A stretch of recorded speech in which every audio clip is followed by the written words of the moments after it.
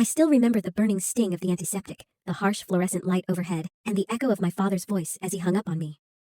"Why are you making such a fuss? You're not dying. Don't call in a panic." "Claire needs support urgently now." I was lying on a gurney in the ER, bleeding, barely able to breathe after a car crash. My leg felt shattered. My ribs screamed. But none of it compared to the fracture in my chest, the one caused by the man who was supposed to protect me. He left me there alone because my sister had a meltdown over a failed job interview. When he finally showed up hours later, the look on his face said it all. He had no idea what I'd become in his absence, and he certainly didn't expect what I was about to do next. The crash had happened in a blur, tires screeching, glass exploding, and then silence. When I woke up, I couldn't move my leg. I tasted blood in my mouth and realized I was being lifted onto a stretcher. Paramedics were speaking, their voices urgent but calm. "We've got a pulse compound fracture, possible internal bleeding. Let's move." I faded in and out on the ride to the hospital. The next time I opened my eyes, I was under a fluorescent ceiling, shaking, half covered by a thin, scratchy blanket. A nurse spoke to me kind, but hurried, asking if I could feel my toes. I could barely. Then I reached for my phone. The screen was cracked, just like me. I scrolled to the one number that had always meant help, Dad. My emergency contact. The first call went to voicemail. The second rang, then cut off. On the third try, he answered. His voice was clipped, already annoyed. "Stella, what is it? I'm in the middle of something." "Claire's having a moment." "Okay." I blinked at the ceiling, swallowed against the taste of iron. "Dad, I'm in the emergency room. I was in a car accident. I think my leg is broken." He cut me off. "Are you dying?" What I said, "Are you dying?" Because Claire just bombed an interview she really wanted and she's spiraling. She needs support right now. I'm trying to keep her together. This isn't the time for drama. "Dad, I'm alone," I whispered. "They think I might need surgery." He sighed. Not in fear, not in worry, but in annoyance. "You're strong. You'll be fine. Don't call in a panic. Claire needs me now." Then the line went dead. I stared at my phone for a long time, trying to make sense of what had just happened. Not the accident, not the pain, but that my father, my only living parent, had chosen my sister's emotional crisis over my physical trauma. I laid there, the antiseptic stinging my nose, the beep of machines the only reassurance I had. The nurse returned, this time gentler, and asked if there was anyone coming. I nodded, even though I wasn't sure anymore. I kept checking the door, waiting for him to appear, but no one came. And in that waiting, something shifted in me. For the first time, I realized just how alone I really was. Not just in that room, but in this family. As I lay in that sterile hospital room, numbed by both painkillers and disbelief, the truth started to bloom inside me like a slow-burning bruise. This wasn't new. It had always been like this. Claire, the golden child. Claire, the delicate one. Claire, who needed extra care, extra patience, extra attention. And me, I was the strong one. The one who didn't need babysitting, the independent spirit. That's what they used to call it when I got overlooked. "Stella's doing fine. Let's focus on Claire. She's just more sensitive." I thought back to birthdays, how mine were quiet dinners while Claire got backyard parties, string lights, and 3-tiered cakes. I remembered my high school graduation, how my dad missed the ceremony because Claire had a panic attack over a B- on her final exam. He said, "You understand, right? She really needed me that day." And I did understand. For years, I told myself I did. Even in college, when I took on 2 jobs to pay tuition, he sent Claire rent money and bought her a new laptop because hers made her anxious. When I mentioned mine was falling apart, he suggested I save up or check Craigslist. The double standard was constant, so subtle at times that I gaslit myself into believing I imagined it. But lying in that hospital bed staring at the blank white ceiling, I knew better. There had been the time Claire got drunk and backed Dad's car into a neighbor's fence. He called it a learning experience. But when I once forgot to refill the gas before returning the car, he lectured me for an hour about responsibility and respect. Claire had always been the emotional one, the creative soul. She switched majors 3 times, moved cities twice, failed internships, and every time Dad was there with hugs, money, pep talks. Me. I landed a stable job, paid my own bills, stayed out of trouble, and somehow that made me less worthy of his attention, because I didn't need him until now. Until my car spun off the road, and I needed him not as a provider, but just as a father to show up, to sit next to me, to care. And he didn't. He chose Claire again. Over and over, she demanded and received. I endured and was ignored, even when I was the one on the table. Even when the doctors were discussing possible surgery and internal bleeding, even then, I thought about all the times I'd reassured myself with, "He just worries about her more, because she struggles." But now I realized something even heavier. He never actually saw me. He only saw what I could handle, and assumed I'd handle it alone. That night, lying with a fractured body and a newly shattered heart, I let the denial fall away. The fog lifted, and in its place, something colder and clearer took root. This wasn't love. This was neglect dressed up as expectation. I used to believe that if I worked hard enough, stayed quiet enough, gave enough, I'd finally earn his love. Not just approval love, but growing up that love was always conditional. If I succeeded, it was expected.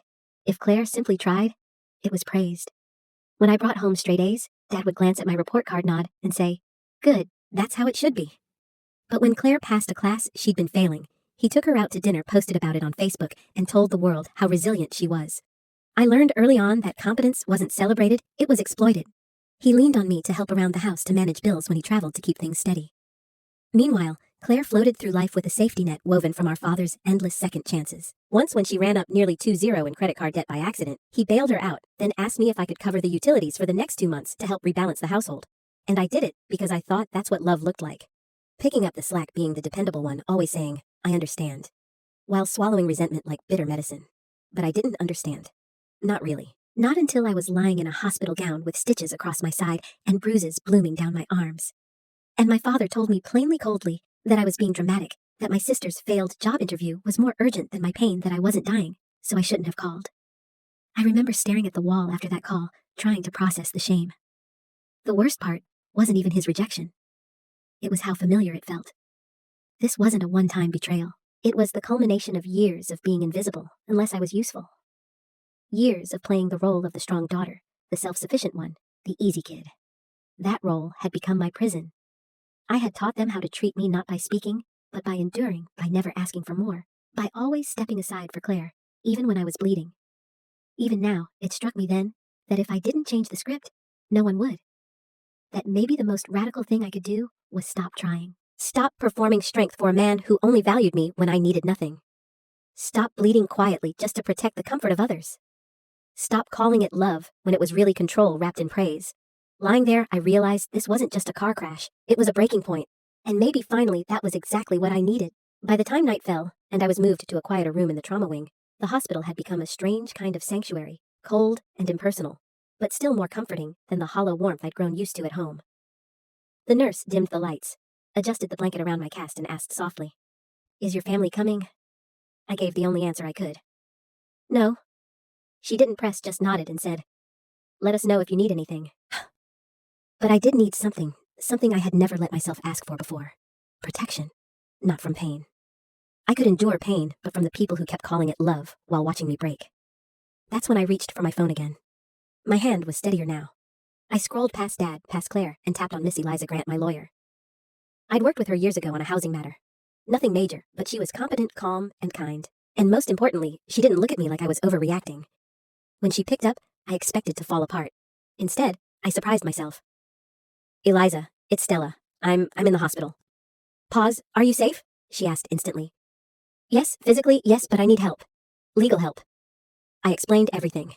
The accident, the call, the dismissal, the years of financial help I'd given my father and sister. Thousands I'd quietly transferred over the years under the guise of being the responsible one. Her voice didn't waver. "Okay, I understand. What do you want to do?" "I want to cut them off," I said. The words came out like a confession, but felt like a release. "I want to make sure they can't access anything. I want to revoke everything I've ever signed. Power of attorney will beneficiaries financial access, all of it." She didn't ask why. She didn't need to. Instead, she said, "Do you have documentation of the support you've given them?" I nodded reflexively, then added, "Yes, I started saving records months ago. Bank transfers, emails, even some texts. I hadn't known why I'd started doing it. Maybe a quiet part of me had seen this moment coming." "Good," she said. "That will help. I'll come to the hospital in the morning. We'll draft everything. You don't need to do this alone."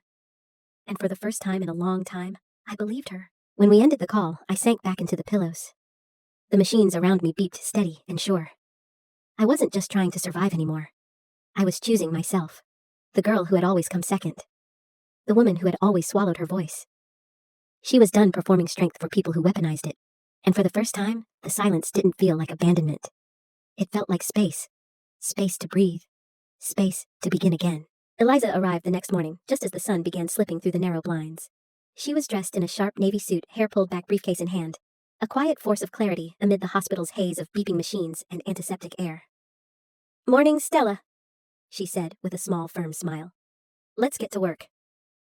She pulled a chair up beside the bed and opened her laptop, while I unlocked my phone and handed over a flash drive I had tucked into my overnight bag. It held months of quiet preparation folders labeled with bank statements, screenshots, PayPal transfers, emails, texts. I hadn't even realized how much I'd kept, but now that it was all laid out in one place, it was overwhelming. Transfer after transfer. 300 here, 600 there. $1,000 check with the memo line. Claire's therapy co-A. Rent, groceries, repairs, bailouts. Most of the money hadn't even been requested politely. It had come as expectations demands, wrapped in guilt. Claire's struggling again. Can you help? I don't want her moving back in with me. Can you spot her car payment this month, just until she gets on her feet? Except Claire had never found her footing, and I had never stopped paying. Eliza's fingers moved quickly across her keyboard as she compiled totals, organized messages, and matched requests to transfers. When she turned the screen toward me, the number at the bottom made my stomach twist. Almost 6 figures gone over 5 years. It could have been a down payment on a home my student loans wiped clean. A business started a safety net built. Instead, it was the trail of quiet self-eraser I had left behind to keep the peace. Eliza looked up. This isn't just generosity, this is a pattern of financial dependence. And from the emotional content of these messages, it borders on coercion. I swallowed. Do I look foolish? No, she said plainly. You look like someone who's been conditioned to believe love is earned through sacrifice. That sentence cracked something in me, because that's exactly what it was. Every time I paid, every time I gave in, I wasn't just avoiding conflict. I was chasing connection, hoping that maybe this time he'd say thank you. That maybe this time Claire would appreciate me. Maybe this time I'd be seen. Instead, they only learned that I'd never say no. Until now. Eliza guided me through the next steps, revoking the general power of attorney I'd given my dad, just in case years ago, removing both him and Claire as beneficiaries from my will, and updating all access to my bank accounts. I'll handle notification, she said. It'll get messy, but we'll keep it clean. I nodded. I also recommend setting up a trust just for you, she added. You're not just cutting them off. You're reclaiming your autonomy legally and emotionally. As I signed the documents she prepared, I felt an ache that had nothing to do with my fractured body. It was grief sharp and real. Grief for the version of me who had kept trying. The daughter who thought maybe next time he'd show up. The sister who thought maybe if she gave enough, Claire would change. But as the final signature dried, that grief made space for something new. Resolve, because now I wasn't waiting for permission. I wasn't begging for love. I was drawing the line not out of spite, but out of survival. The hospital room had settled into a strange kind of stillness by late afternoon. The IV drip hummed quietly beside me. My leg throbbed beneath layers of gauze and plaster, but the pain had dulled, eclipsed by the pounding in my chest as I waited. They were coming. The hospital had finally reached my father when I listed him as next of kin during intake. I hadn't expected him to arrive right away, but Eliza, ever prepared, stayed by my side just in case. I guess they'll come when they think they can make a scene, she said, calm as ever. They're not used to being shut out. She was right. At 4:47 p.m., the door opened. My father entered first, looking as though he'd rushed, or at least wanted to look like he had. His tie was loose, his face set in what might have passed as concern to anyone who didn't know him. Claire trailed behind, oversized sunglasses perched on her head, her expression teetering between annoyance and wounded pride, and then their eyes landed on Eliza. Immediately, the warmth vanished. Who is this? Dad demanded, pointing at her with the subtlety of a freight train. Eliza stood smoothly. Good evening. I'm Eliza Grant, Stella's attorney. Claire's lips curled. An attorney. Oh, come on. I sat up, a little pain shooting through my side. Sit down if you want to talk, or walk out. Your choice. Dad's jaw flexed. Is this about earlier, Stella? You can't seriously be mad. You're not. You weren't dying. Claire was in a really bad place. Over a job interview, I asked. My voice was flat cold. You left me bleeding in the ER because Claire got rejected by LinkedIn. Claire gasped. I was having a panic attack. You were disappointed, I snapped. I was in surgery prep alone. My dad raised his voice. You're being dramatic again.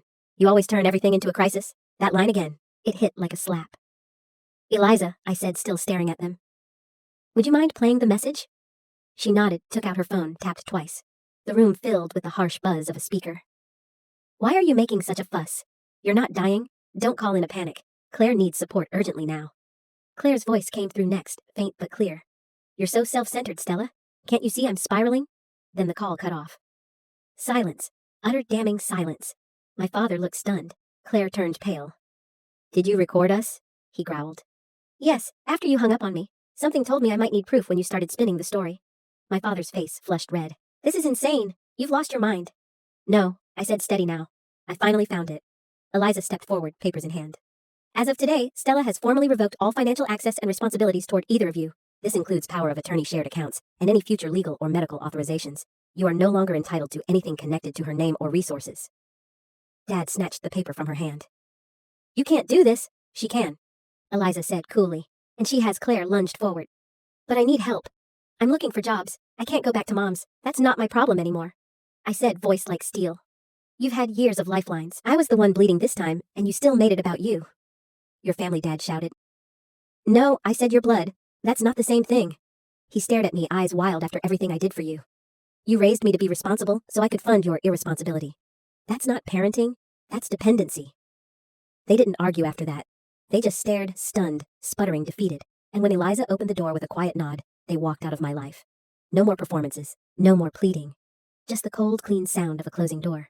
The silence they left behind wasn't peaceful. It was heavy, like the air after a storm, when the clouds haven't quite cleared and everything feels drenched in aftermath. Eliza stayed a moment longer. She gently placed the signed documents into her folder, zipped it shut, and gave me a long, quiet look. They'll push back, she said softly. Emotionally, maybe publicly. Be prepared for anger masquerading as heartbreak. I nodded, even though my stomach was already twisting. And she was right. They didn't wait long. That night, while I was still on IV antibiotics and painkillers, I got the first text from Claire. I can't believe you blindsided us like that. You've always been jealous.